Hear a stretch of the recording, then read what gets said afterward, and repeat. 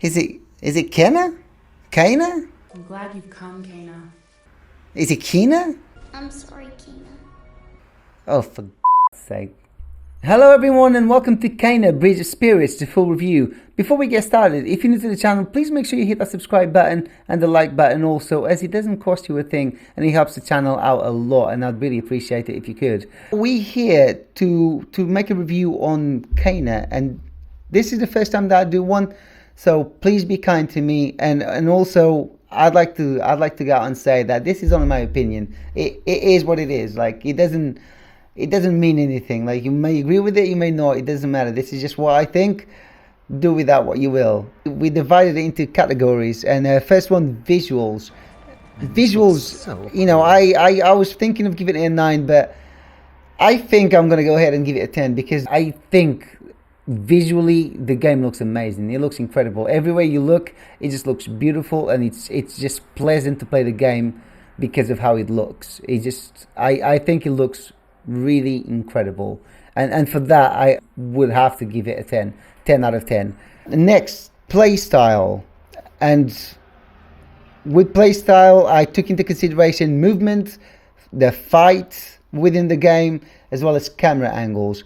Now, I really enjoyed playing as Kana. I liked the way she moved. I liked the controllers in general. I liked the way she fights. I thought that was very easy to get into the grips of controlling her and all her different abilities.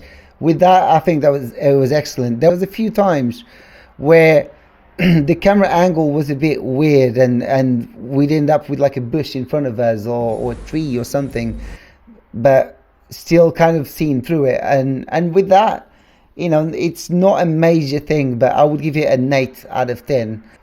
Storyline. I thought it was a cute story. It was simple, but it was well thought out, and it was, like I said, it was very cute. Although I do think it lacked a bit of depth. It didn't seem, as you get into the story, the game is almost over. Like, it doesn't seem to draw you in as much as I would like to be. And because of that, I think an 8 out of 10 is in order. Again, you know, it's a cute story. I would just like it to go on for a bit longer. I thought it was just a bit too quick. Character. As Kana herself, again, I've said it before, I think she looks really cool. I love her abilities and all the different things she can do. I think it's a beautiful designed character. But I don't feel like I got to know Kana very well. I didn't feel that connection with the character, which was a shame. But maybe that's due to the fact that the game just ended a bit too quickly, perhaps. I don't know. But because of that, it will be, in my eyes, a 6 out of 10. Music, however, music is an easy one. Music is a straight up 10 out of 10, and there's the reason why, in my eyes. Well. Like, if I came home from a stressful day at work, or you know, I was just really tired, I'd come home and put some Kana on, and as I'm playing and the music kicks in, I would just feel relaxed. That was the thing that drew me to the game the most. It was very addictive in a way. It was a very cool soundtrack. It was peaceful and beautiful, majestic almost when it had to be, very calm and relaxing. But in other times it would just kick in and it would get all intense, like with the boss fights and stuff, and it would make your heart go. And because of that, I just think very easily the best thing about this game is music, and it's a straight 10 out of 10.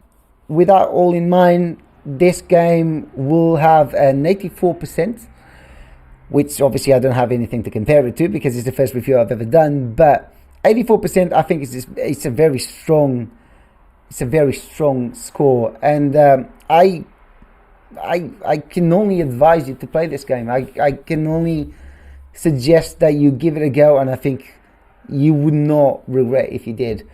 On that note, and away from the review itself, a couple of things, without trying to spoil anything, a couple of things that I would suggest you do if you play the game is use all the abilities that you're given. If you get given an ability at a certain point in the game, make sure you use it, because the game is incredibly difficult at times, and I feel like especially because as you get used to play with Kana and the abilities he has, when you get a new ability, you might not straight up start playing that with that ability or start using that ability.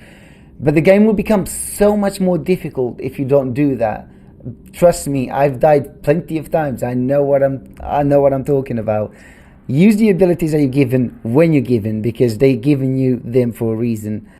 The other thing that I didn't love, and this influenced the way that I continue playing the game after I finish it, was the fact that the crystals that you get throughout the game and the uselessness of them, because you don't do anything with them other than buy hats for your rots. So it gets to a point that you just feel you're not really using them for anything, and it kind of puts you in a spot that you think, why bother collecting the crystals if only for this reason?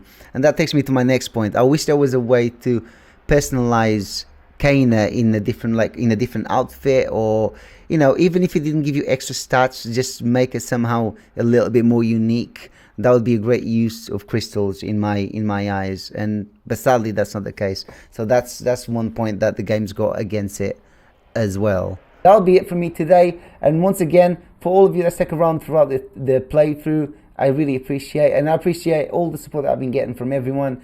I hope that you stick around for the next game that we play, and thank you so much, and I'll see you next time.